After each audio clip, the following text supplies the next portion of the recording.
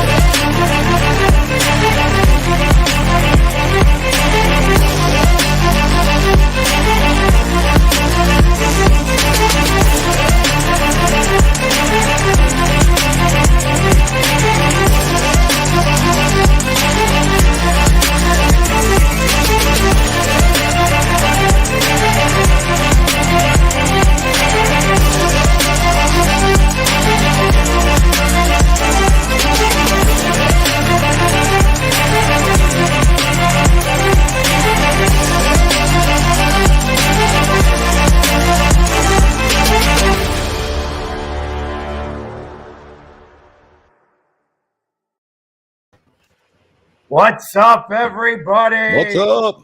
It's the 46th episode of the NFC East Show, and we're broadcasting live on Facebook, YouTube, Twitter, Twitch, Roku TV by the Northeast Streaming Sports Network. Lots going on.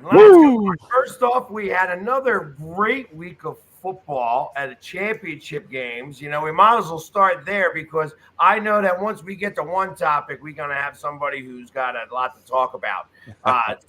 Very much so. Interestingly enough, we could have probably had the game's been the smallest part of this show tonight, but Sneaky G is out this week. He actually is convalescing. He had a situation occur, wound up in the hospital. He is okay. He's spoken to me, and we're thinking of him. I think he's already made it home today, so he's home, relaxing, getting his stuff back together again. So I'm sure we'll see him again next week. But in the meantime, that's all we're going to talk about the Giants because he's going to have a lot to say when he comes back on. As we know, they hired a new coach this week. So I'm going to let that kind of be for right now. But in the meantime, what's up, guys? What's going on, Philly? What's up, Philly? How are you? What's up, True? What's going on, Pork Ryan? Man. What a day, huh? What a day. February 2nd, Groundhog Day. Can we do it over again for you guys? I kind of hope so. I'm hoping that this is, Groundhog Day Part 2. And tomorrow I wake up and it was just a dream. Are we going to talk about the games, or do you want me to? You know what? I was going to just kind of let you roll with it. You're going to let me get on my soapbox? I might. I got like one of those, eating grins on my face that says, "Hey, all right, well, I'll hop on my soapbox." Let's do it. Today after they released the name, and I'll be honest, man, it really. I think what did it for me at first was seeing Mayor Bowser from DC, her tweet, and let me find it. Her tweet said, "The next chapter for the Washington Commanders should be a return to winning right here in DC." So this is how it all started. It all started with her. It all started on June 12th, 2020. When she was asked about the possibility of the new stadium replacing where the RFK site was. And she said it's an obstacle for us locally, but it's also an obstacle for the federal government who leases the land to us. And then less than 3 weeks later, the DC officials made it clear that an NFL stadium is off the table unless a name change. So July 13th, 2020, Washington Redskins retired the name and logo. A couple of days later, they came out and said, we're going to be the Washington football team. So it all started with her. And, there's two things that I don't talk about. I don't talk about politics and I'll talk about religion. I love my sports because it gets me away from all that everything else. But the thing that irritates me is when politics dip into sports. Yep. So it all started with her. So if I was Dan Snyder, yes, the invitation's there to return to DC. But if I was him, I would take a page out of Jerry Jones's book, buy some land in Northern Virginia, and build a stadium and have a city surrounding it, and stick it at DC. That's just my 2 cents on that. But it really, I don't know, that tweet just it was like ripping a Band-Aid off that was just about healed. And the name, I don't like it. I mean, I'll probably grow to love it one day, but it's going to be a long time because, when we were just a football team, to me, we were still the Redskins. And, the reason why I'm a diehard Redskin fan is because of my father. And, my father passed away in 98. So going to the games and being at FedEx, and it felt like my dad was still with me. So, the passion was there surrounding the team and everything. And then, now that it's, we might have kept the colors, but that's about it, man. And that's what bothers me is, there was a couple quotes today that came from our president, Jason Wright. And that's the thing that really bothered me was during this whole process, it was said that, we're going to make it to where we honor the history of the team. And I don't see how the Commanders ties the history of this team at all. And this team is coming up on 90 years. Was it 19? It'll be 2022. I think this might be our 90th season or 89th season, but we're coming up on it. And I don't see how it ties to the history. And then there was 2 quotes. He said it's a name that has the weight and the meaning befitting of a 90-year-old franchise. It's a name that broadly resonated with our fans, which I like to know who said that. And then he also said it's something that can allow us to tie the history and the rich championship legacy of this franchise to new traditions in the future. So what that tells me is they made this name and they're looking for the future fans, basically. That's what it is. That's how I feel.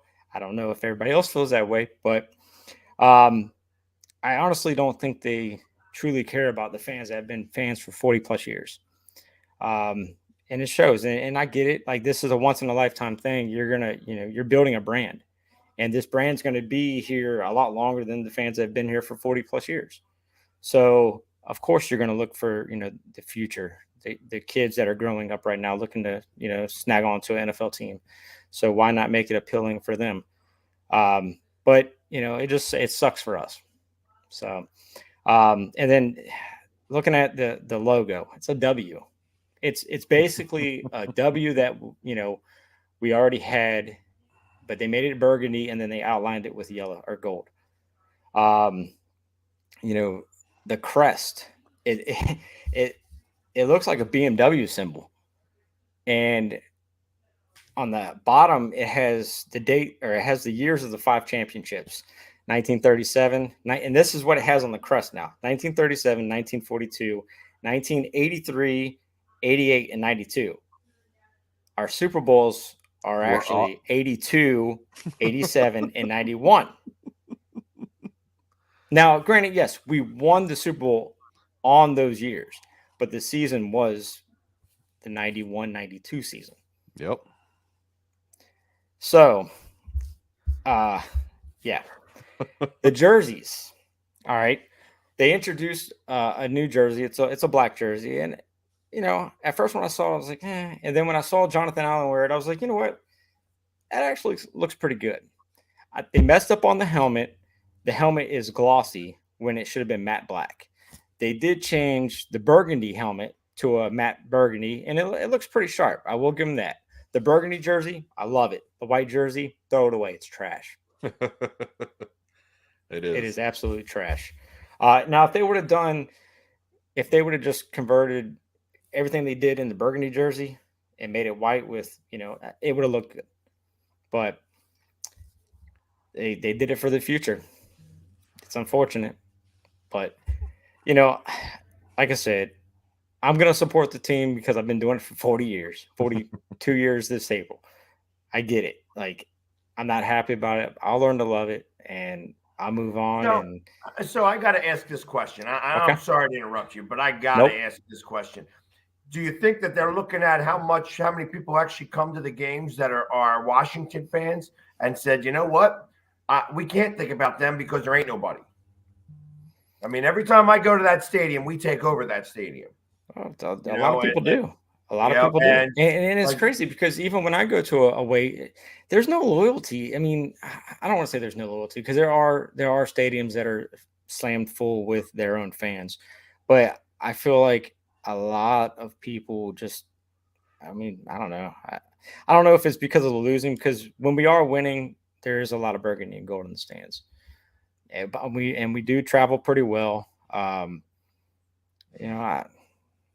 don't know. I think looking at it, and it's what you were saying, we're all there as fans. I think what has a big part to play in this is the licensing of the seats now. And I believe that's why you and I and everyone else out there think that there's no loyalty, is because the season ticket holders are trying to recoup the money that they're spending on those season tickets or the PSL for the seat license.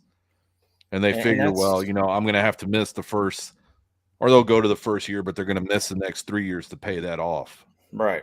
And then enjoy it from there. And I think that's one of the biggest parts. And I think that's one of the biggest things that Dan Snyder's seeing is Washington. How many people he's going to lose is the Redskins fans, the Washington football team, now Commanders. He's got to look for those new fans that are going to be getting those season tickets. Oh, shoot. When they get that new stadium, I don't even want to know. I mean, because we're talking a new stadium probably 2027, 28. So I can't imagine what the PSL prices are going to be then.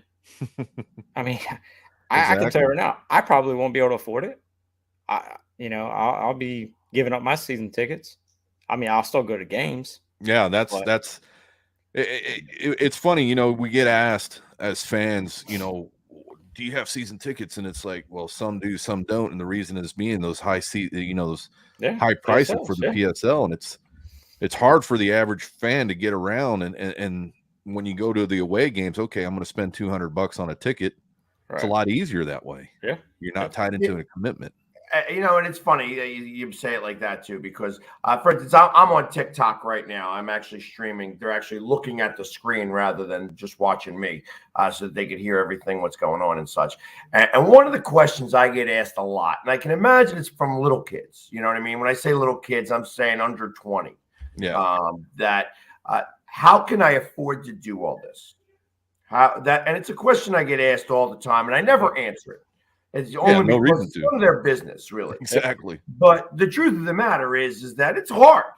It's a pain in the ass, to be able to do this. It's a lot of work, and luckily, I do happen to have friends out there. You know what I mean? Like this year could not have been done without a lot of support around me, and I went to every game. Yep. Every game. So it's, without that support system, and you kind of maintain that takes work too. Yep. And it's got to be a give and take. You can't just always take, because it doesn't work that way. Right. But it's a matter of doing things the right way and going about it the right way and doing that. And I know that we all do that. You know what I mean? So there's some value there. The problem is that don't buy the tickets. Nope. And in the grand scheme of things, at what point do you feel like, this was something I was going to talk about after the season, but maybe a precursor to that is at what point do you think that the team needs fans like us? I can tell you one thing: it'll never happen with Dan Snyder at the helm. Well, and that's the same thing with Jerry. I mean, Jerry loves to play games. Don't get me wrong. Like I said, he trolled me. So and like I said, I take that as an utmost respect. I could cry and bitch about that as much as I want. But to get trolled by the owner of the Dallas Cowboys is a feat. That's something worth mentioning. You know what I mean? So, I'm going to look at it this way, and I've been looking at it more and more. The fans not being in the stands last year, yep, I think took a big toll on how much they lost in revenue for products of what's in the stadium, from jerseys to food to everything else. I think they want the fan base in there, but as far as who's going to be the loyal ones and everything else, I think it's just come as you are or leave as you go. Yep. I don't think it's going to be applied as much as it used to be back in the day. Yeah, the best thing to do is just keep networking and making friends, because those are the best times anyways. That's what it's really about, networking. Absolutely. Yep. Exactly. Because I mean, we are a tight knit community, and we all love football. Yep. You know what I mean? It's beyond everything else. This isn't. It's like I love being able to go banter back and forth. I mean, one of the more spirited groups that I'm in Facebook is the NFC East Smack Talk. Yeah. Yeah, I mean, there are. I tell you, Dallas and the Eagles fans in that group. But first off, it's like 3 times as many Dallas fans as Eagles fans, and the Eagles fans hold their own. But it's so much hatred for one another. Yep. The name. When somebody even mentions Washington or the Giants, they're like, "What? Excuse me, this is let the adults talk here." You know what I mean? The adults talk right here. Yeah. Yeah, it's interesting too, and that's what I tell. Like you said, you're getting questions on there from the younger folks. It is, again, networking. You got to meet the right folks. You'd be surprised on how much easier it is to crash on somebody's sofa on an away game. That'll save you that couple of extra $100. You're right about that, Lloyd. And use it for your ticket. So networking. So tell all the younger guys out there, just make sure they make friends. It's fun to banter, it's fun to get upset and everything else, but make sure you don't upset the wrong folks. Yep, right. And you got to be careful with how you talk. I mean, obviously, it's like my goal is, I look at this in a very unique way. I would love to be hired by the Eagles as a in-game entertainment. Oh yeah. I mean, it sounds ridiculous. I mean, I don't look at myself as a mascot. I look at myself as somebody who just enjoys the games. But I don't need a seat because I don't sit down. Exactly. You know what I mean? So I don't need that, to do that. You know what I mean? So I'd love for the Eagles to hire me. I take enough pictures. I'm always supporting them. I don't boo them. I'm the perfect scenario. I guess the problem is that when a team says, "Okay, you're good," but nobody else is going to get that. Yeah. How do you do it? Like, you have to actually work in some other value there. So exactly. And that's the thing. I don't think it'll ever be the way it used to be back then. Mm-mm. Wow. Yeah, that's about right. It's in the one cabinet. I'm sorry, my daughter. I have my kids here today, so that's about right, Mario. $1,000 for you and your son, 2 pairs, $500 a ticket, and you're probably sitting in the second level. Well, for that, it probably get a little bit lower in Link Financial. Well, yeah, I'm trying to think of where they're playing at. I mean, he's also coming from Australia. There's all the costs there involved just from that alone. And to still spend $500 to get down and get as close as you can to the players. Yeah. I know what that's about. I've spent that type of money before. You know what I mean? I spent even more for a playoff game. Because you want to sit where you want to sit, and nobody's going to tell me I can't sit there. That's it. But and it's a great feeling to do that, and I can appreciate it. It's tough to maintain. It is tough to maintain. That it is. Yes, it is. Yeah, I saw Lloyd, Dan Snyder. I have to go back and talk about that social media on how many upset fans there are about that. As Cowboy fans, we get upset, or I at least, I know a bunch of fans that get upset with the ownership. And I mean, there's nothing you can do about it, but that's the thing, is that you guys have been dealing with the onslaught of fumble after fumble after fumble from the ownership. And not just from opposing fan side, but from a PR side of the NFL as a whole. I mean, what you said earlier encompasses everything that I'm pretty sure all the rest of your fan base feels on how he even fumbled this name change yet again. Yep. So, yep. And the funny thing is, like, we all kind of knew that was going to happen, but we really hoped, like, he brought in some very, very smart people, and, he kind of took a step back and still messed it up.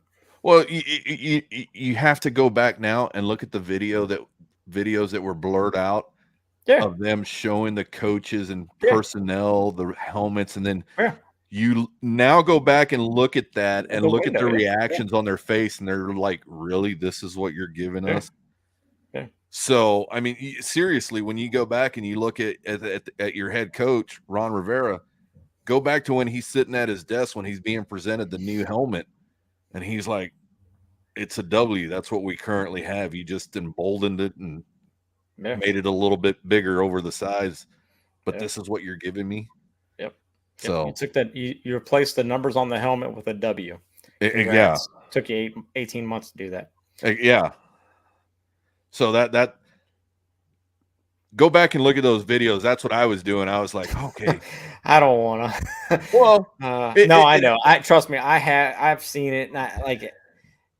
It has you. It makes you think, like, okay, they've known this whole time. Why couldn't they just do it sooner? Yeah, I mean, done it. You could have done it before the start of this past season. Yeah. Well, I mean, how much of it was, hey, we got to come up with something really quickly because we just had a major accident, so we have to deflect, where everybody falls out of the stance. Yep. You know what I mean? Because realistically, I mean, I not for nothing, they should all get together. Anybody who fell should definitely sue. Well, I think tomorrow they're back in the in Congress about the all those allegations of sexual harassment. Yeah. That aside, the thing I'm looking at for Washington is what are they going to do with the team as a whole? Because I saw what's his name really upset, or he said Chase Young, is that his name? Chase Young. I mean, he was one of the first critics of the name change and the logos. I guess because they were using his number on one of the jerseys. But I remember. Yeah, he seemed really and the other thing too, the day of the release. Well, that's because he had the white jersey, and that's the ugliest one out of all of them. Yeah, that could be. but the day of the release didn't make any sense either. Groundhog Wednesday, 2/2/22. They wanted. I think a lot of people had asked that, and I think it was just because it was 2/2/22. It would be a day that you would never forget, but it's actually a day that I don't want to remember. Well, see that makes more sense. It was all going to fall apart, like I said. Short of and whatever name was going to be. I mean, because literally they could have taken the Razorbacks logo, and called you guys. They said and called you guys that like even that the Razorbacks would have again been something worthwhile to kind of do. You know what I mean? So just to try to keep it in line. Yeah, and again, the Cowboys fans, you guys do have those stars. So, well, regardless of where they're at, regardless of where they're at on that uniform, you've got So that, three at least stars. they're a 3-star rating. You're only a 1-star rating. And thank God we ain't got stars because we just fly. I see a star right behind you. Yeah, you got a whole bunch of them though. Yeah. So anyway, I mean, so On to Tom Brady. yeah, just a conclusion about the Commodores. I mean, the Commanders. The commies. The That's commies, yeah. Yeah, We got rid of the Redskins and brought back a logo that actually killed them. So yeah, so right, went from one side to the other. yeah. All right, so yeah, we can talk about Tom Brady for a minute. He's gone. Yeah, he's gone. He's gone. And one thing, it's awesome is that seeing him as a New England Patriot face the Dallas Cowboys and seeing him as a Tampa Bay Buccaneer face the Cowboys. I'm glad to say I saw him in person at both events. Yep. They were both away games, but it was worthwhile to see the greatest player in football ever. Yep. I mean, he is. You have to give it to the man. Yeah, absolutely. I actually got to see him the year before it was 2019 at home. Yep. When he played for the Patriots, and then I saw him this past year at home, and we beat him. So it was nice to beat him, and we really probably should have beat him when he played for the Patriots too, but we just didn't have the weapons in. And that was Philly's last game, of course.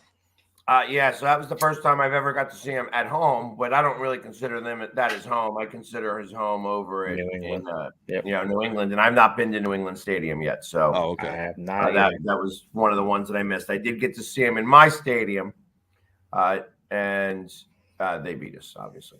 But he didn't have a very good game that day. I think the score was 14-13. It's like or 17-14. It was just something. They didn't go by a whole lot. Yeah, and it was one of those things where he, it was all hearsay. Then, he didn't want to get it in the way of the championship game. And he said, just throw it out there. So he's officially retired now. I kind of wish he would have done it today. Or tomorrow. Or tomorrow. Yeah, or tomorrow. Yeah, tomorrow. Still the Thunder. But, yeah, it was good to see him. He's on his way, and he's on his way to enshrinement in Canton. Yeah, Big Ben. So, do you think he was offered a job for one of the stations? Oh yeah, most definitely. That's where I figured he'd be going. Tom? Yeah, you're looking at $20 to $25 million a year for talking. Oh yeah, he keeps to spend the whole week. He was getting paid $2 million to talk on the radio. Yeah, for Westwood One. Yeah. Yep.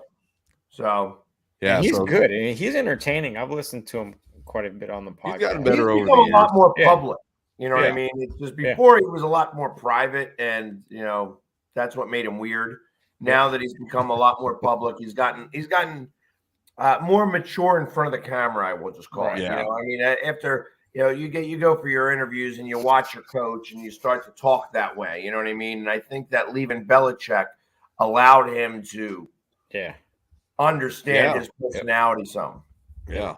I think it's good for the sport as well. I think it's really good for the sport if he goes into the booth to start talking some football. Yeah.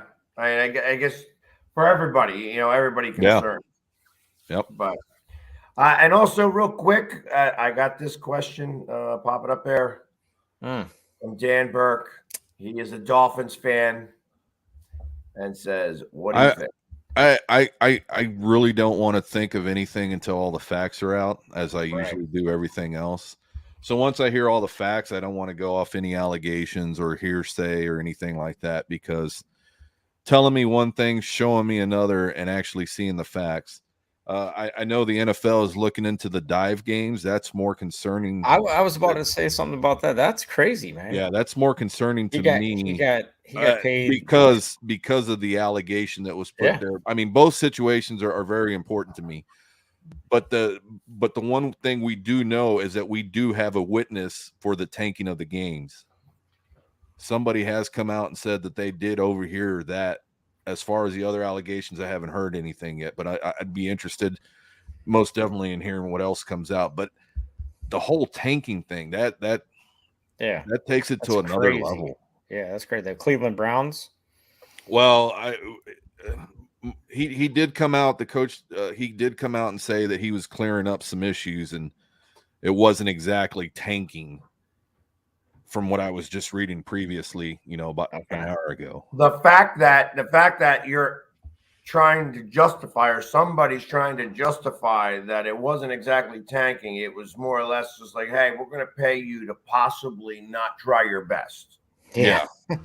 Yeah. See, that has ramifications in such a way, in so many different ways. Yeah. Oh, yeah.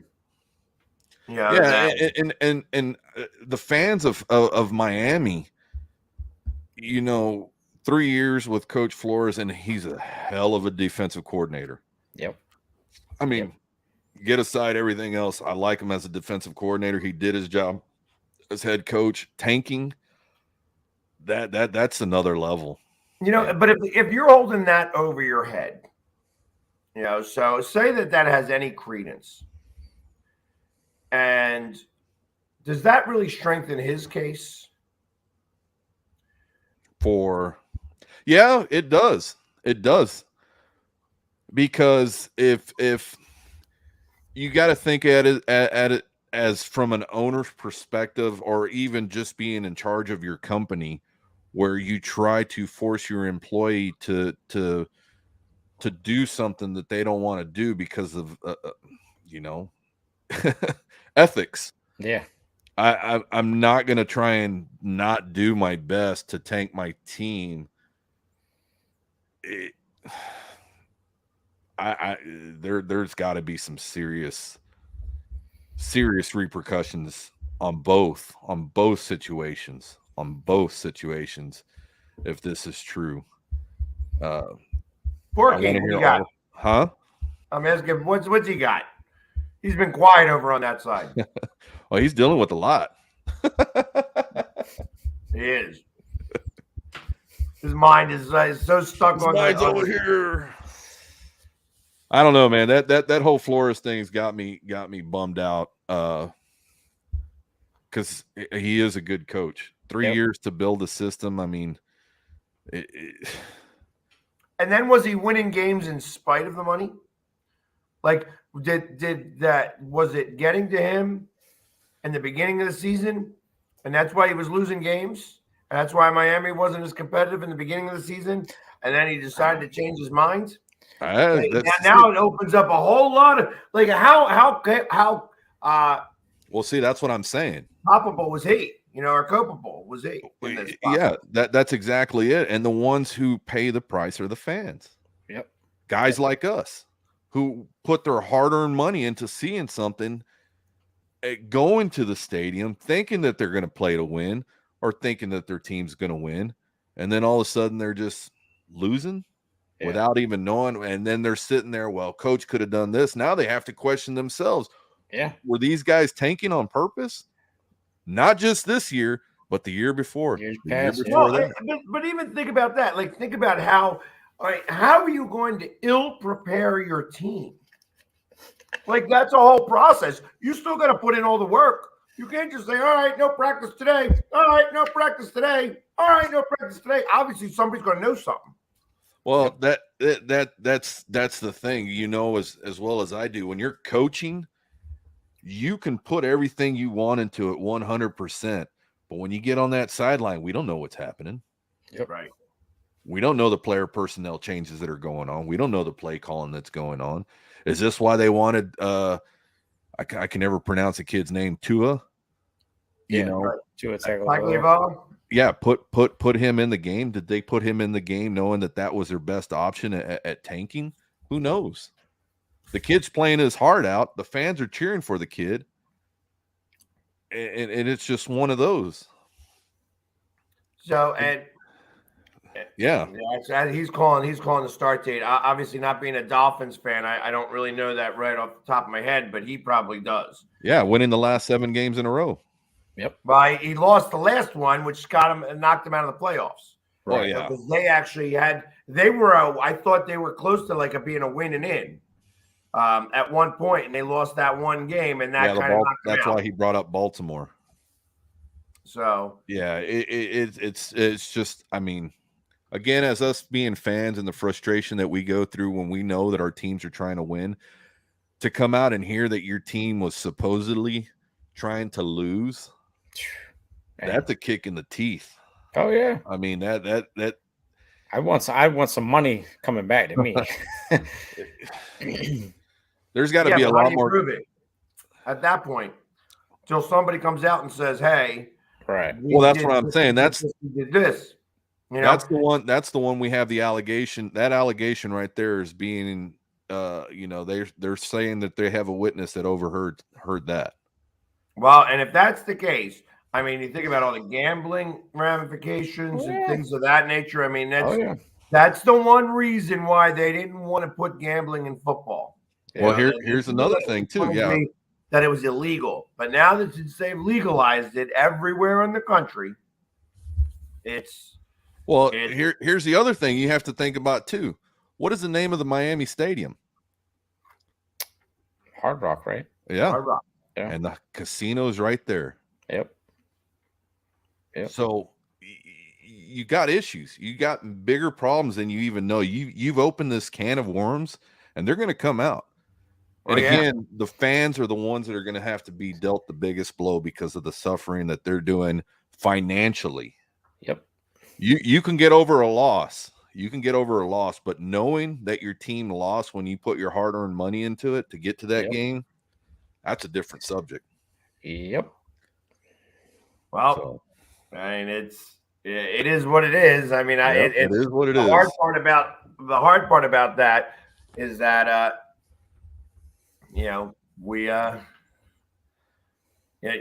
it's we're not gonna know, because they're gonna throw a lot of this stuff away. Oh yeah, they're gonna definitely keep it under wraps because it's the NFL.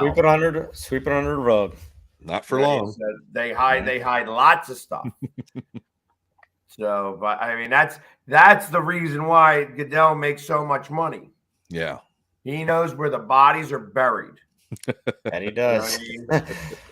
And that's exactly what it is. You could just think about the things that he gets to hear about, and that stuff that never makes it out ever.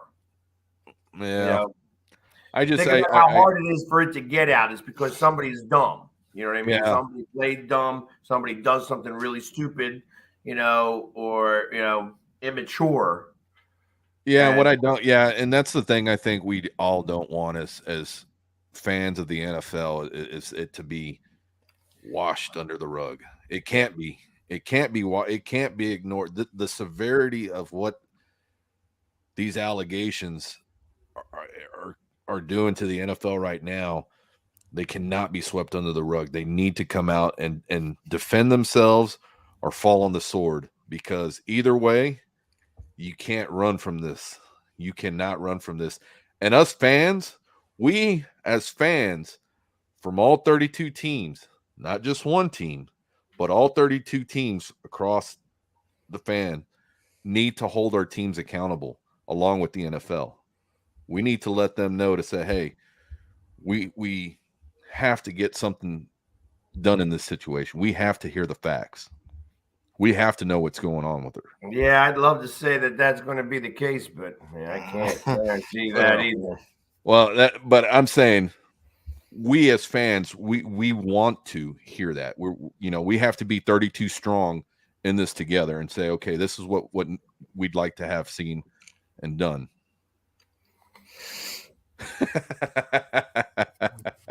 I used to think that it was Goodell's fault, but it ain't Goodell's fault. Goodell is doing his job. He gets paid a tremendous amount of money. To be that guy. You know what? That clown has got it right. He's got it all figured out. And I got to imagine that anybody else in his exact same position as he's in would have to do the exact same thing. Absolutely. You have to be a very specific guy, somebody who knows how to keep his mouth shut, get something done, and keep things moving the way they're supposed to be doing. That's why he gets used to that plane every year for the rest of his life. Yep. Anytime he wants it, the NFL plane is at his beck and call. Yep. So, Yeah, that's the thing. You got to remember the PR standpoint that man is standing on. He's representing all 32 teams. We're representing one as a fan base. right. So yeah, I'm going to give him the edge on that. But he's got a much different playing field. Different playing field. You know, he has access to billions of dollars. Yep. That he does. Billions. At least 32 billion. Yeah. Exactly. That being said, though, all right, so let's get back to it because there was football. I know that we keep talking about all this other stuff, but we got a few minutes to talk about the games that happened and then a few minutes to talk about the games that's about to happen. So we could probably spend most of the time on the games that happened because, we're going to be, talking all next week again about the games about to happen. Yep. But how surprised were you guys? Cincinnati. On the whole Cincinnati thing. I was the only one that picked them. You did. You definitely did. I knew it was going to be a tight game. I knew the fan base was going to do it. The overtime was what the Bills wanted to have in the outcome. Yeah. And the Chiefs fans got the ball. They did their thing, and the defense held up. Yep. I knew to give the edge to Cincinnati, knowing that they had the bigger heart to go into the game. They had more of a what's the word I'm looking. They wanted it more. They wanted it more than the Chiefs did, and you can see that from the get-go going into the game. Yeah, I mean, what was it, 21-3 before halftime? Yeah. And I honestly thought, all right, well, this game's kind of out of hand. It was 21-10 at halftime. I thought it was 21-3. No, it was 20. They just scored a touchdown. Yep. Okay. 21-10. Right. And they were going down there. They were about to score again. And they almost scored. Right. And that was going to be my question for both of you. How much do you think that score, them keeping them out of the end zone, off the board completely? Because I think if they got on the board at any point, a field goal, anything, it was going to demoralize the team. Yeah. Yep. The fact that they got 0 points out of that. I said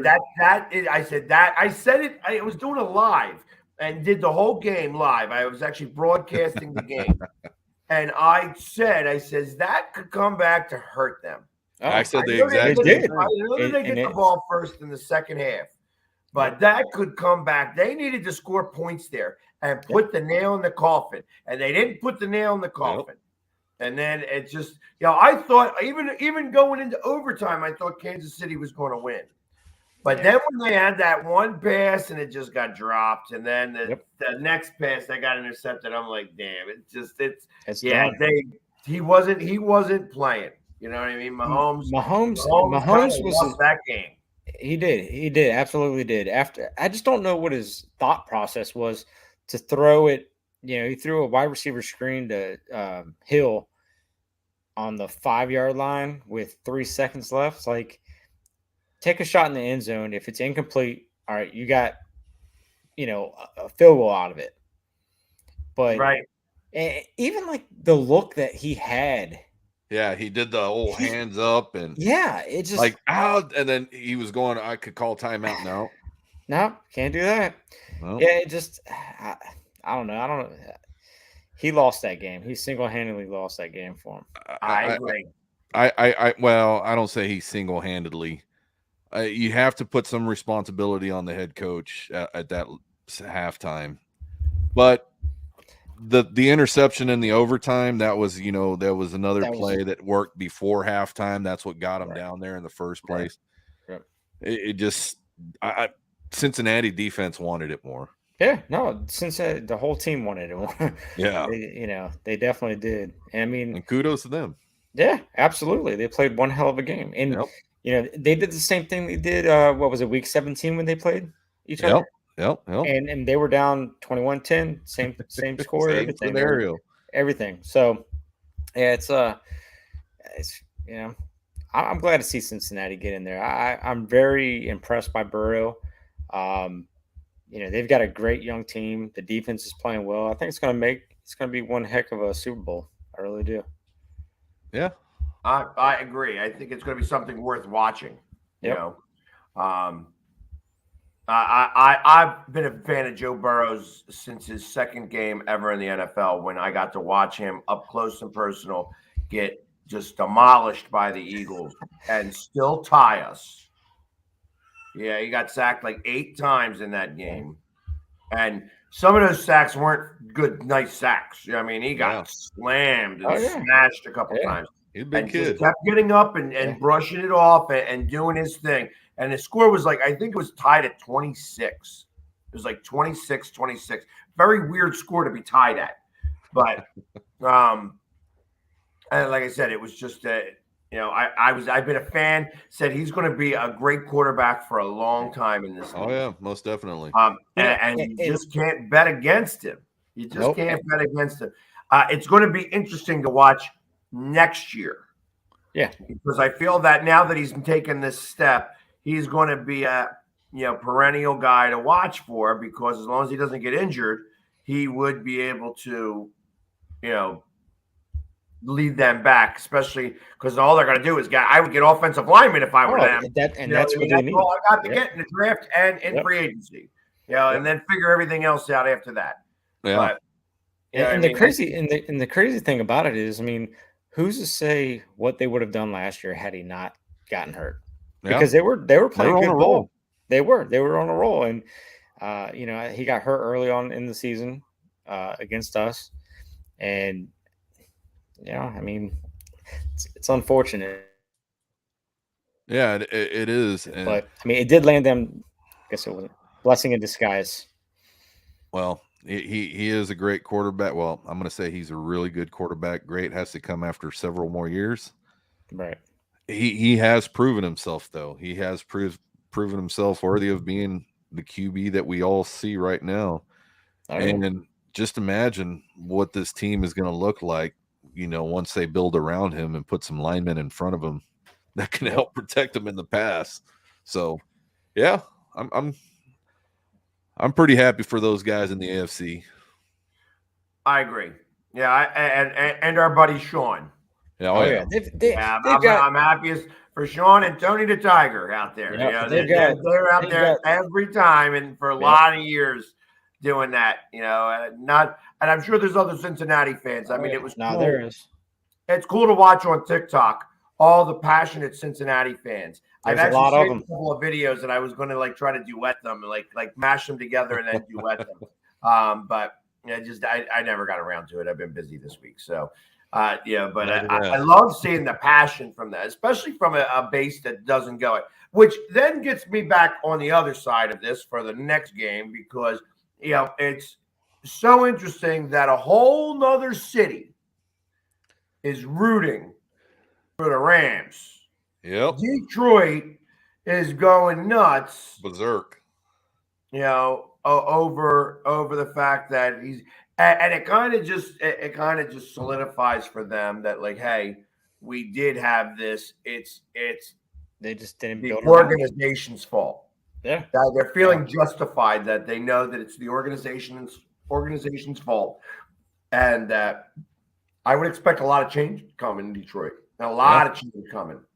Yeah, I can see that. And Texas as well was rooting for the kid because he is from here. Yeah. So. You had that aspect, you had the Detroit aspect, and then of course you had the LA aspect. And the interesting thing is that LA is the smallest group of that. Yeah. There's only like 6 of them. Yeah. No, sorry about Super Ram fan, you know what I mean? But you're like one of 5. So. Yeah, that's the thing is And again, seeing a lot of those guys who are season ticket holders over there not being able to get not winning the lotto to get inside that game, that's at a cheaper price. Well, not only that, all the hubbub, all the bullshit. Excuse my language about trying to get no 49ers fans in there. It was a sea of red. Yep. It was a sea of red. There was a lot of red in there. We're not going to sell anybody any tickets. Well, did you tell your own fans that? Because that's who's selling them. You know what I mean? That place is sold out. You got the tickets, but all those tickets are corporate tickets, and they don't care. You know what I mean? A lot of business up in San Francisco, and I'm sure that a lot of people just gave, in essence, gave their tickets away. Yeah, for a couple $100, obviously, but it's all corporate stuff. So it was all gimmies. Well, as far as I'm concerned. That's what I'm saying. The fan base there who are the actual fans that didn't win the lottery in order to purchase that ticket. It's upsetting seeing that from those fans, those posts saying that they're posting their picture from the email saying you didn't win the lotto to get your ticket. And it's kind of heartbreaking. And it's like, you would think, you would ask your fan base who didn't sell any of their tickets all season long. Yep. To get inside that stadium, and in year one that the fans are allowed to get them, a chance to purchase a ticket. Yeah. It's just heartbreaking. Well, first off, I don't feel like they even deserve a home Super Bowl. No. And then this is now 2 years in a row. Yep. That home Super Bowl. Where's the Super Bowl at next year? Vegas? No. Where's that? The Pro Bowl's there this year, so right. I think Arizona. Vegas is in a couple Arizona. Years. Arizona next year. Okay. Yeah, Arizona next year. Well, Arizona's chances might have just skyrocketed a little bit. Yep. 3 for 3. Yeah, going into that game though, San Francisco, it was looking at the highlights and the reels and going back on some of it. It played out just like I thought it would. That it was going to be another tight game where Garoppolo was going to just let it slip by. Yep. And that's what happened. I don't understand that last play by him. Well, I think that I don't think anybody will. Nope. Well, I think he needed to just try to get it out. He couldn't take the sack. I don't know that he would, it did bounce off the guy's hands. I don't think it was Garoppolo's fault. His line let him down. He was being chased they definitely did that. He actually played pretty well. Yeah, he did. That's what I'm saying. He did play well 4 quarters and 10 minutes. Yeah. I watched, and he costed me some money. You saw Darnold grab the defense, and he did a pep talk. Oh yeah. And that from that pep talk, that happened in the beginning of the 4th quarter. After that pep talk, they were a spirited bunch. Yep. That 4th quarter was they were on it. So San Francisco did not do much at all. And that's why that man did the game in. That's why that man has a 99 on Madden, and he's an MVP player. Yep. He's just a different type of ball player, man. The Rams did what I thought they would do. They won. I said last week it's hard to win 3 games. But the thing is, I think Matt Stafford came to play and he held it, and he didn't do anything stupid. The one pass that he threw right to the 49er that dropped it. Yeah. Yeah, that was the game. That's why he plays defense. That was the game. He would have won. 4 minutes left. Yeah, 4 minutes left. That would have been the game. Yeah. Yeah. That's why I'm saying that kid stayed on the ground for I don't know how long. But other than that pass right there, I really didn't see anything too much out of him that cost the Rams anything. But they just wanted it more, just like Cincinnati. But it's hard to win 3 games, especially on the road, regardless of how much your fan base is there. Well, yeah. And that's good. Football players are going to win most of the time, and that they got Miller for this time. That's what it didn't matter what he did in the regular season. You got him for now. He's been in this big game before. He knows how to play. He knows what it takes to win. There's something to be said about guys who know how to win. Yeah, that's what you want. That's what I like. Forget about sometimes even the raw talent. Raw talent. When you think about that, all these guys have always, every college player that comes out into the draft has always won, or something like that. That's not the case. You know what I mean? Like the guys from Georgia have got a national championship there. The guys from Alabama have been to a few national championships. You figure that everybody who's at those levels have won in high school. You know what I mean? That they were Yep. champions or whatever, state champions or something like that. But very few of them actually are. You know what I mean? Some of these guys were the best players of a really bad bunch, and that's how they were able to get themselves in there. And of course, you could tell when somebody's taking over a game, if somebody makes a difference in a game and such like that. And when you're a defensive lineman in a high school game and you're taking over the game, you could still lose a lot of those games because you're only a defensive lineman. Right. Yeah. And another thing, too, you have to give it up is the coaching. I think Sean McVay, he might have had one play where he looked at Matt Stafford like, "Oop, that was on me." It was one of the worst plays in that game, and Sean McVay owned it. But after that, that's the thing, too, about leadership and as a coach. You got to take responsibility. And if he took that much responsibility saying, "Why the hell did I call that play?" You can tell that was the look after Matt Stafford got taken down. But that's the kind of leadership you need, not just from the offensive DC. You need it from the coaching staff. You need to make sure that they've got your back. And I believe that somebody like Sean McVay and the coach from Cincinnati, they have the players' backs. Yeah. Yeah, no, absolutely. And the thing that really irritates me the most is both of them were on our coaching staff. I mean, Along with LaFleur. I was about to say along with LaFleur from Green Bay. I mean, and I said it back when we had Sean McVay as our offensive coordinator. I was like, that needs to be our next head coach. Bottom line, I didn't care if it meant get rid of Jay Gruden or not. I mean, we ended up getting rid of him anyway. Yeah, should have. You had all that talent and the coaching, and one of the biggest things fans have, all of us around have our biggest complaints is when we don't see something happen on the field. What do? We blame the coaching staff. Right. And see, that's the thing that you're starting to see different with these coaching staffs. These younger guys come out who are, they're more involved. You can see them letting in and letting the players know, and the fist bumps and the jumps and everything else. It's not just about that, but it's the environment that they're building with their players to say, "Hey, I've got your back." Yep. And once coaches can establish that type of relationship, you look at both teams, where are they at? They're both in the Super Bowl. You buy into the system. Yep. And here lately, I'm seeing a lot of these coaches that are coming in and not performing. It's because nobody's buying into your system, bud. Yep. Right. So, hey, listen, we thought the same thing about our coach. I mean, Nick Sirianni kind of turned it on. Now I'm interested to see what happens now that, one, he's learned his lesson.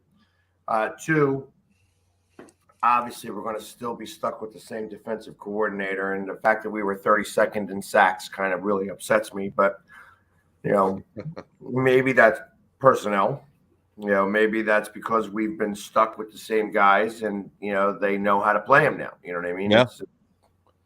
But the other thing too is, I don't think everything's done until after the Super Bowl. I think there will be some more people let go from different teams. I know teams are scrambling right now, but you got to remember, these teams that are coming on, these coaches that are coming on as head coaches, and they're going to make their adjustments, and they're going to say, "Hey, I'm not keeping these guys around." So I think there's going to be a lot more firing going on and hiring, of course, but I think it'll be after the Super Bowl. I don't know. I figure teams that have already interested in firing are firing. Would have done it. Yeah, I don't feel that the firing's done. I still think that Monday you're going to hear more heads are going to roll. More heads are going to roll. All right, we'll see. Luckily, not mine. Yeah, exactly. What do we know? We're just fans. That's we're just fans. But anyways, hey, listen, another great show. We barely got through this. Like, we could probably go another hour just on talking about how the Commanders. Commandos. Yeah, thanks for everybody watching out there, folks. We see your messages. We see and it. You can watch it again tomorrow on Roku. Go to the Northeast Streaming Sports app on Roku. You can watch us there again on your big screen. Till next week, when we'll have Sneaky G back and we'll get to hear a lot about how the Giants are going to still stink for another 5 years with this coach. But anyways, until next week, we'll see you, and go Birds! How about them Cowboys? Go Commanders.